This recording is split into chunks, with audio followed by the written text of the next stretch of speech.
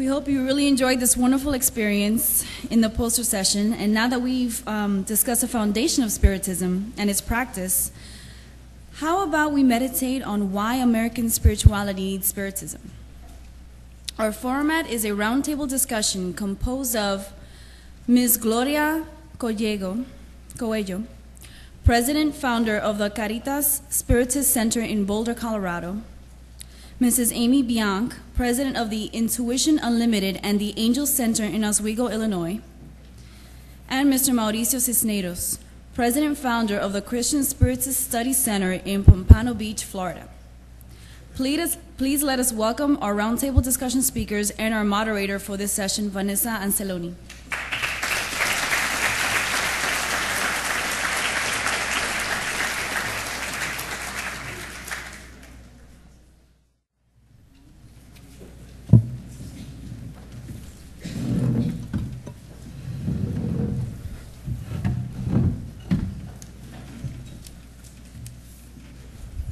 When we thought about this section, why American spirituality needs Spiritism, we thought about sharing reflections, observations.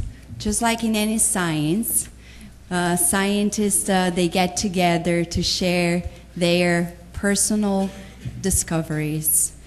And we thought that Gloria Coelho, Amy Biank, and Mauricio Cisneiro could certainly, in a very complementary way, lead us in these reflections. This is not a conclusive section. It's instead an opportunity to open our hearts to really start working in this line.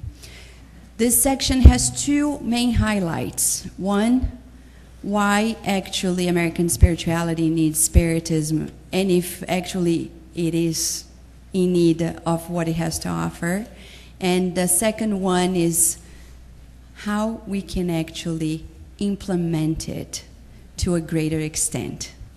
So I'd like to ask our friend Gloria Coelho to begin the discussion. We're going to give 5 minutes to each of the presenters, and then we'll do a second round on the next topic with possibilities of discussions.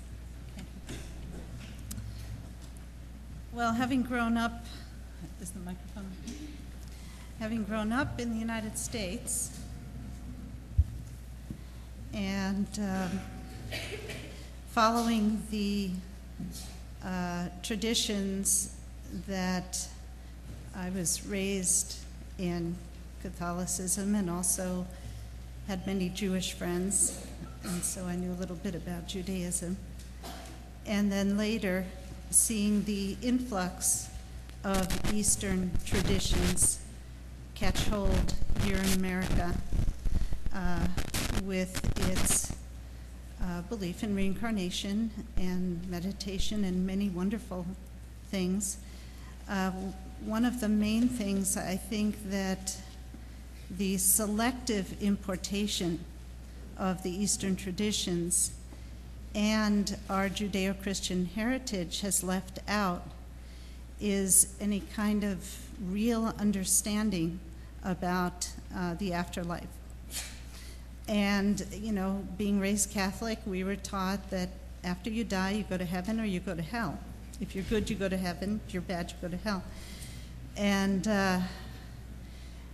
I never found that very inspiring, because it seemed to me that what do you do if you go to heaven? Of course, I didn't want to go to hell, but what do I do if I go to heaven? And, you know, the nuns would say, well, you see God. And I would think, well, that's really cool, but what about after I've seen him? And plus the idea of eternity, you know, being there for all eternity. And what was I going to do there? So I think that there is kind of a vacuum in this one area, and this is not, of course, the only thing that Spiritism has to offer. There are many things. But I think that a lot of people, having grown up with that concept, they eventually reject it because it's too simplistic, but they don't have anything to fill that void, to replace it with. And so it results in a terrible fear of death. And our culture, I think, is permeated by a fear of death that leads to a taboo of the subject. You can't talk about death. If you talk about death or afterlife, you're being morbid.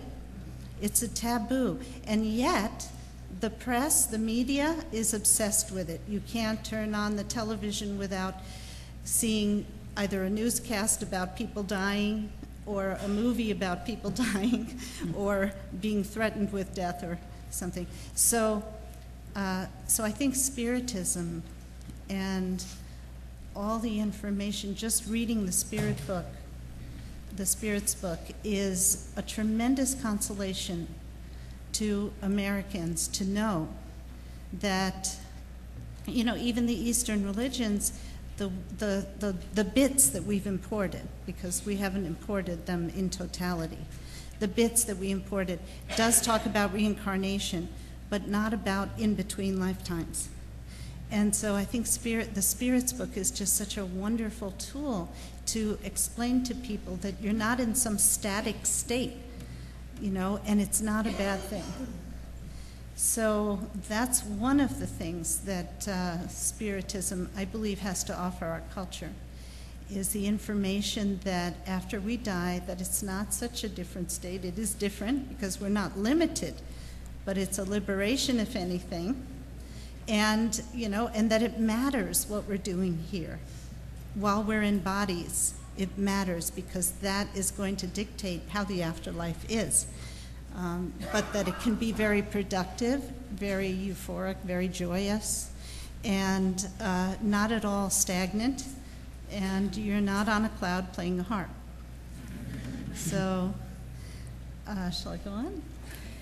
How about, right, if we move along to Mauricio, and then I know we'll have other opportunities for Gloria to continue on those thoughts. Hello, everyone.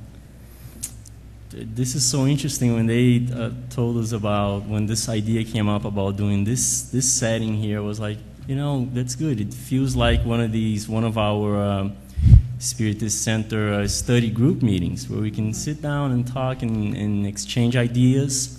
It feels good. And one of the things I was thinking about when I first saw the topic that was given, that was put into the program, was like, wow, how can we talk about these things and say it in a very nice way? What can we give? What can Spiritism teach and give to other creeds, other doctrines, other religions? Sometimes it's a subject that's not very easy to say and to talk about. But the whole idea here is not really to say, all right, we are better than them, or better than one, or better than another. That's not the point of all this here. That's not what the point of Spiritism is at all. You know, we are never working for Spiritism and with Spiritism to make other people really become Spiritists. Or it's not like we want the whole world to be labeled and become Spiritists and be labeled as Spiritists. That is not the point. The whole purpose of the doctrine is to, and I really think was the same purpose of the message, of the Christian message, of Jesus' message, is to allow people and educate people so they can walk on their own 2 feet, really. And that's the major point that Spiritism and Christianity and what Jesus tried to do was to tell us, listen, just grow within, and once you get there, once you've grown, you won't need too much anymore. You already know how to walk on your own. Allan Kardec starts the Spirit's book, and I really mean starts at the introduction of the Spirit's book. The very first things he he writes, and I'm sure he spent countless days and nights trying to think about this. How am I going to start such a thing? A group of thoughts that come from the other world. How am I going to start it? This whole major, massive project. And he starts by saying that this whole group of thoughts needs a new name because it's totally new. He couldn't mix it up with anything else. If he did, it wouldn't work. It wouldn't work at all. So he found a name for it, Spiritism. But right after that first chapter in the introduction of the Spirits book, he starts talking about a very important topic, which is what do we understand to be the soul? And he gives a few descriptions about what the soul is for different people and for different religions and doctrines. And many believe that the soul exists simply because the physical body exists. Many others believe that the soul goes on and is the cause of the physical body. But the message Kardec wanted to give us in them first words of the Spiritist compilation really was not just that the soul exists. It's not just that the soul goes on. He wanted to really let everybody know from that point on that the life of the spirit, of the soul, is the real life. So it's not that we should think, okay, life is going to go on. There's life after death. That is really not what Kardec wanted to tell us in that introduction. He wanted to tell us that the real life is the spiritual life. There is no death.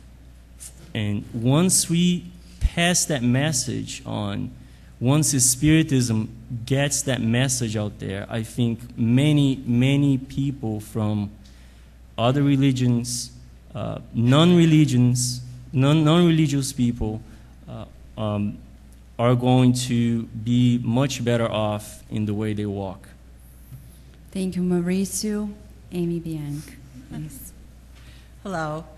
I'm a minority here, seeing as I'm not a Brazilian and wasn't born into a Spiritist family. I found it quite by accident. All over the United States and all over the world, God has planted seeds in people's hearts. And those seeds begin to germinate. Sometimes it's a moment of love or a moment of beauty that makes that seed stir in your heart, doesn't it? Sometimes it's the death of a loved one, and it's a painful germination. Or it's an illness, a devastating illness that we heard about that can germinate that seed. And when that happens, people begin to go on the move. They begin to look for nourishing soil to be able to grow that seed in their heart. Many of them, and believe me, this has to be a miracle, many of them go to Brazil. I don't know, you know, it wasn't my place of choice to go. I went once and became a tour guide. That's how pixelated I was. Over the 10 years, I've taken over 2,000 people to Brazil. I didn't even know why I was doing it. I just knew that when I was there, I felt closer to God somehow, closer to a miracle. And when I watched the Spiritists work, although some of the centers I went to had varying takes on spirituality, it was still a theme that the good spirits were always there helping us. I felt cradled and held. And yet, when I came home, I would take these tourists with me, and they would become all excited. They loved God. They were experiencing Jesus. They were having out-of-body experiences. They were healed. And yet when I brought them home, their plans to change their lives would wither. When I looked at the flowers here, I thought, these were my tourists. They were all, oh. Some of them would come back again, and I decided maybe North Americans are materialistic. So I started taking them to orphanages in Brazil. I discovered José Medrado and Cidade de Luz. I discovered Divaldo Franco. I took them to Salvador. I said, see here, this is, you help people. See this? This is what you do. It's not just all about you. It's all about people, okay? This is what it is. And they got fired up, you know, and they go home, and they go home to their churches and their religions. The local Catholic church, one of my people said, I believe in God again. I want to go back to church. And the priest said you had to sign a piece of paper that said you couldn't be a medium. I didn't want to be a church. I wanted them to go back to their origins. Well, I began to read, and I met a wonderful woman, Jussora Korngold, and her husband, Joao, who had translated, thank God, some of the books into English. And I began to read, how could I help these people who had gone on tours with me to blossom? What could I do? So I read all of the Spiritist books. Sometimes my eyes were blurring. And do you know how long it takes to print out the Spirits book from the internet? It was not easy. A lot of ink. Yeah, a lot of ink. And then I went to Paris, to the Spiritist conference. And I had so many questions in my heart. I was a crazy North American. And I met Vanessa, not noted for her tolerance, actually. But she was actually very, very sweet. And I asked her about 20 times, how do I start a center? How do I start a center? I don't have any money. I don't know the rules. What do I do? And most of all, I don't have any money. And Vanessa said, after I'd asked her this question, you know, sometimes when you're seeking, you ask way too many times. After I asked her the question like 6 times, she said, well, Amy, have a bake sale.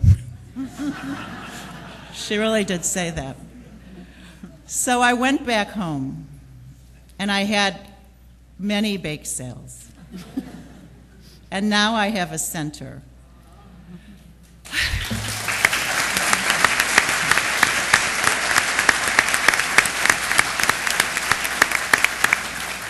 And very simply, what I've learned is that Spiritism provides the good soil for good seeds to grow in.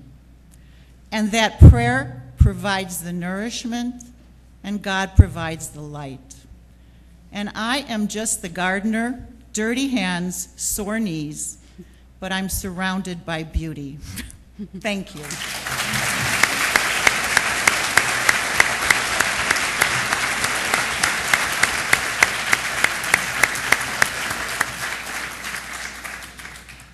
Allan Kardec, at the beginning of the Gospel according to Spiritism, he shares with us that the ideas in Spiritism are not new. And that's when he mentions about the universality of the Spiritist teachings. Being said that every one of you mentioned that we may find these very teachings under different names, different labels, everywhere and elsewhere. What specifically do you think Spiritism can provide to American spirituality in a very specific term or terms that none of the other ideas elsewhere can actually bring to American spirituality? Gloria. Well, I think one area that's very important to Spiritism, and I think should be important in a society as a whole, is mediumship. And as someone mentioned this morning, mediumship certainly did not start with Spiritism. It's been around for thousands of years. And yet Spiritism has a beautiful, safe an effective way of utilizing it for charitable purposes. And I think that the charitable purposes is the key word here. I have seen in the New Age movement a lot of interest in mediumship and psychic ability. And I've seen it used in many ways that were not charitable. And I've seen it used charitably too. But I think that, our center is in Boulder, Colorado, and Boulder, Colorado is a very New Age community, which is one of the reasons why it works, because it's not a big urban area, but people are open-minded about new ideas, and so they're willing to take a look at what Spiritism's all about. And one of the analogies that I give a lot to people who come to our center and say, I want to be a medium, and I tell them, well, you start with studying the Spirit's book, which takes about 6 to 8 months at least, of weekly meetings as we read it together and discuss it. And then you learn about Spiritist healing passes, and that's a 3-month course with a 3-month practicum. And then you'll read the medium's book and come every week to that study group, and then you'll join the medium's group. And by the time I finish listing that, they're usually gone. But it certainly weeds out the people who are not serious or who want to be mediums for the wrong reason. And the analogy that I often give is that we live in a society that has developed a very high degree, very high level of technology. And we don't have the spiritual and emotional maturity to always use it wisely. And so we use it destructively, and we use it self-destructively.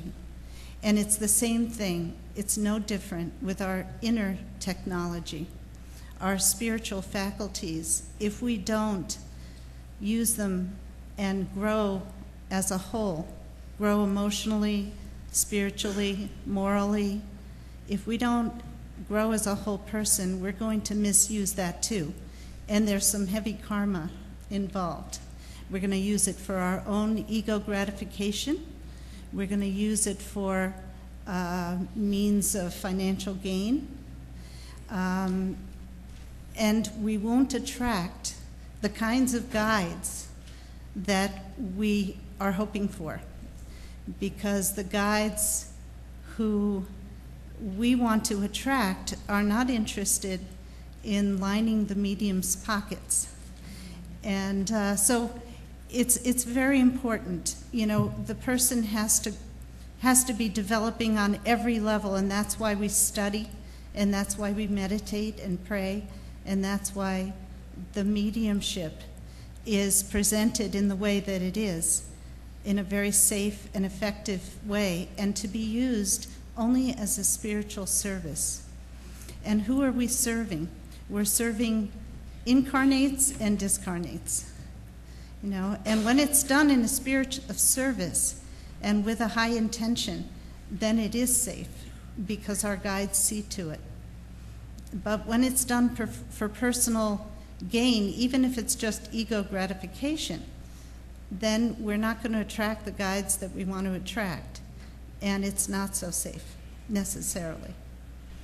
And so that's one of the things that I think that Spiritism can contribute to American spirituality, because most of our traditions, again, the Judeo-Christian and the Eastern traditions that we have imported, the way we have imported them, pretty much leave it out, if not condemn it altogether.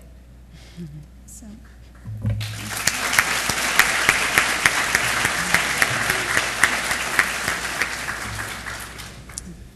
Mauricio. You just reminded me about what Suzanne said up here just a few minutes ago when she said that Spiritism is a lot of work, mm-hmm. And it is. But when we think about it, we get a lot of benefits from this work.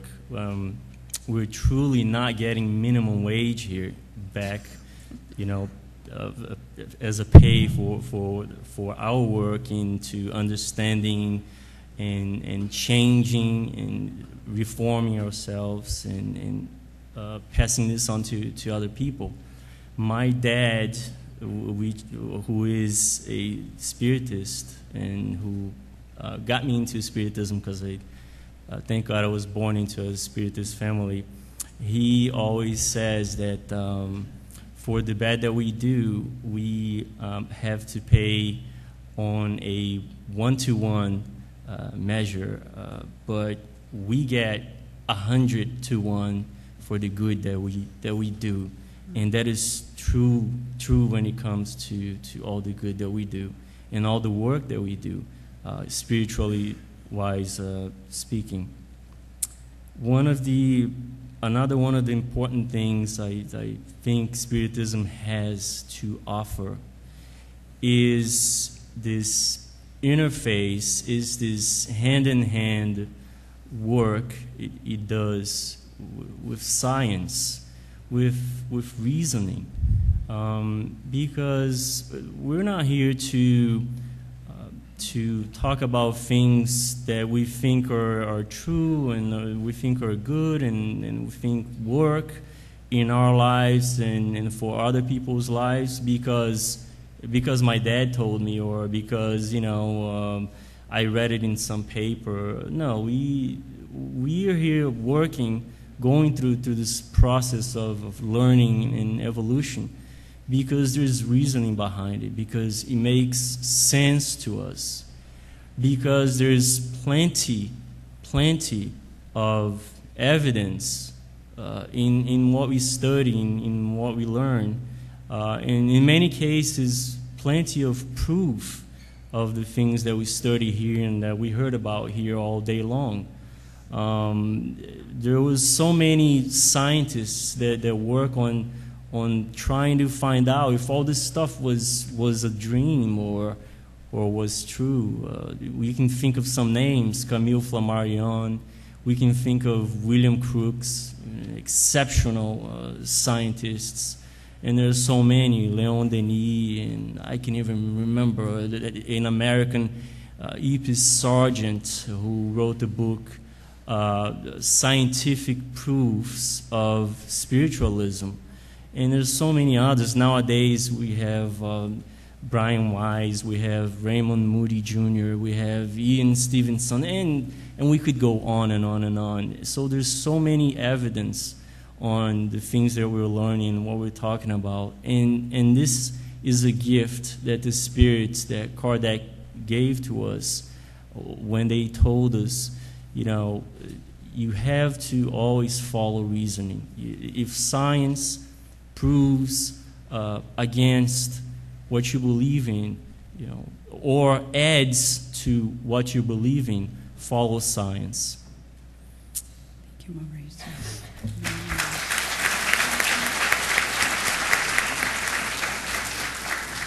Amy, please. Well, for me, it's the beauty of the work. It's pretty plain and simple. If you do the work, if you do the studying, if you do the reading, your life gets better. And that's why people keep coming back. And those that have to go away, we don't chase after them because we know they're just not right at this time ready for the work. It's okay. And many of the people who come to my center had a lot of grounding in New Age. And please don't think that that wasn't hard work. It was hard work for them. They've been through all kinds of different things, Landmark and EST and different psychic courses, and they worked very, very hard, but they were never nourished by what they were doing. And that's really important to understand. And I was very lucky because in my center, I have 2 seeing mediums, and I have several mediums who can incorporate. I have some very good counselor mediums, and that happened rather quickly. So these people had put in maybe 20, 30 years of getting ready to do this work. And when we do the work, there's just nothing like it. It's the best feeling in the world to talk to a spirit and help them to realize that they're always surrounded by the light. All they have to do is open their eyes. There's nothing better than that. It's the most wonderful feeling, and it elevates everybody in the room. And sometimes you have a question, is this medium making it up? You know, has anybody ever had that question in your heart? Yeah, you have. But you know what I realized? So what? Because when they're counseled, they see the light. It doesn't make any difference. So I don't care too much about the science of it. I care about the inner feeling that happens when we do the work at our center, and how everyone who's attached to us, who comes religiously, has changed and grown, and their lives have gotten better. I care about my people sitting over there who came all this way just to hear the wisdom here up on stage. That's what Spiritism is all about. It's about touching each other and being friendly, and that's what it is at our center.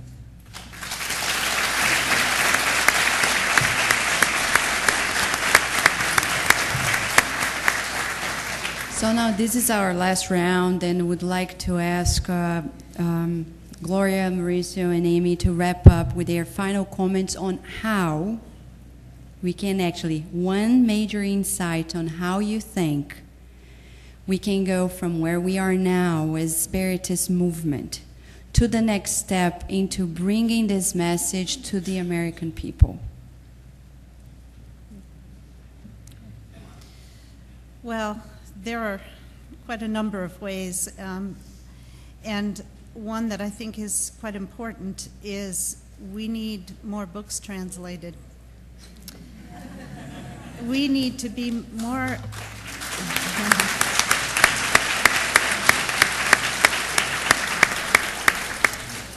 we need to be more up to date with the innovative, the cutting edge of Spiritism. We have the foundation. The foundation is so important, and we need the newer books.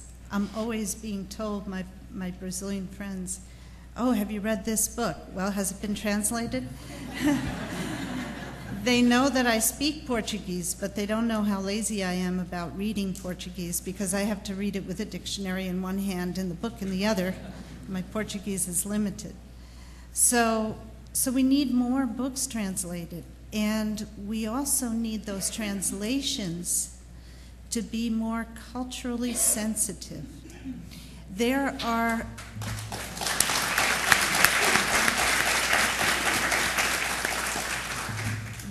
certain words that mean one thing in Portuguese and mean a very different thing in English. And when you translate that word without translating the meaning, it can be a disaster.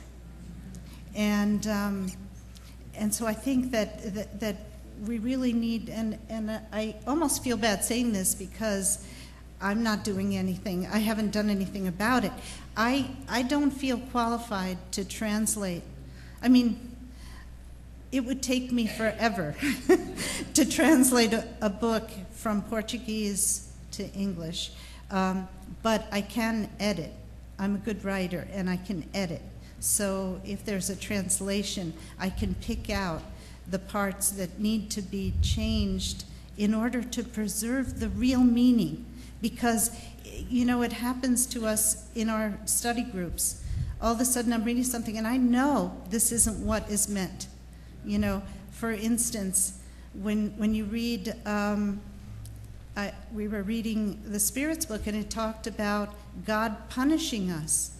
Well, over and over in the disobsession work that I have witnessed many, many times in the Centro Espírita Leon Denis in Rio, you know, and in our own disobsession work that we are now doing at our center. Over and over, we have to reassure these confused and frightened spirits who are stuck here because they're so afraid of being punished. And we have to tell them, God doesn't want to punish you.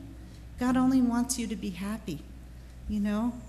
That the consequences of what we do wrong, they're karmic. They come back. Space is curved. There's no straight line. So everything we do, every thought that we think comes back to us. But it isn't a punishment by God. It's because that's how the world works. You know, it's electrical law, so to speak.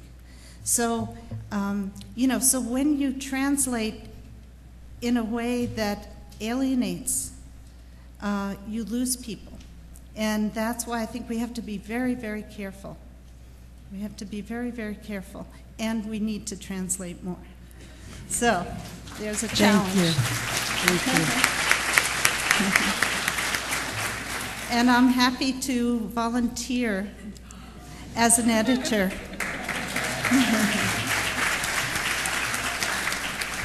Thank you, Gloria. Mauricio. Well, I guess I could pick up on what she said and say that not only we need translations, we need us, Spiritist centers, coordinators and directors to actually start English meetings in our groups and make sure we disseminate them and we divulge them so Americans can come. Because we're sitting here right now and we're listening to all these great things. And it's important to pass it on. We are in the U.S.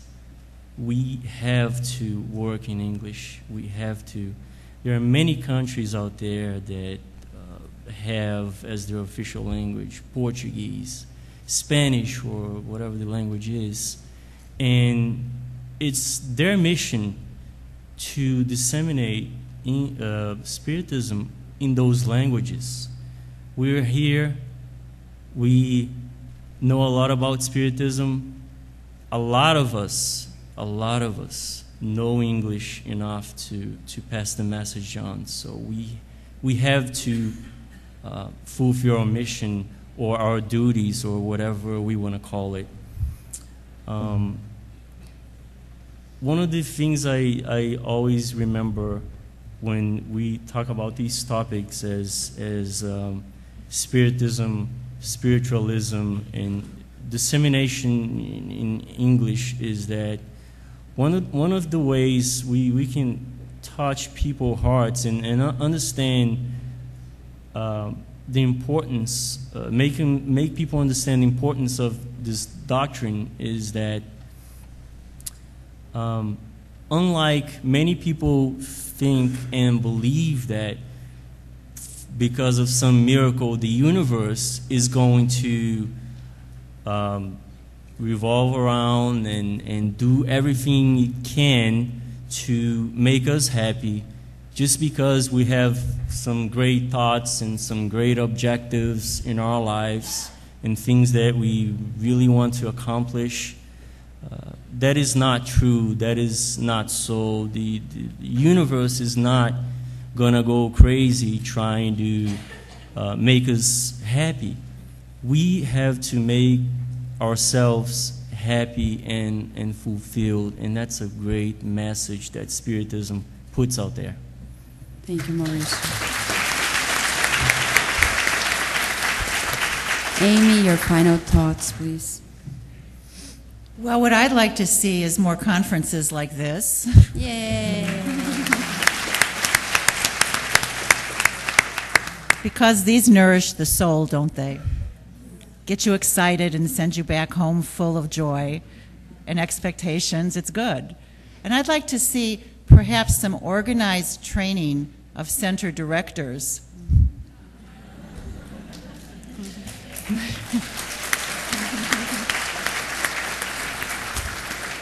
We actually, Amy, have the messenger here who is going to take that message to the International Council, Cesar Perry. Because I operate from the heart, and so far so good, but I could use some technique and some stories and some help to be able to do an even better job. And I have many people coming up now who want to start their own centers. I can't keep the seeds from going all over, and yet I know that they're going to not fall on fertile ground, and that the people who want to start the center may not have the right inner resources. So I'm counting on you. Thank you very much. Let us give a hand of applause to our very disciplined friends who enlighten us. Thank you, Amy, Mauricio, and Amy.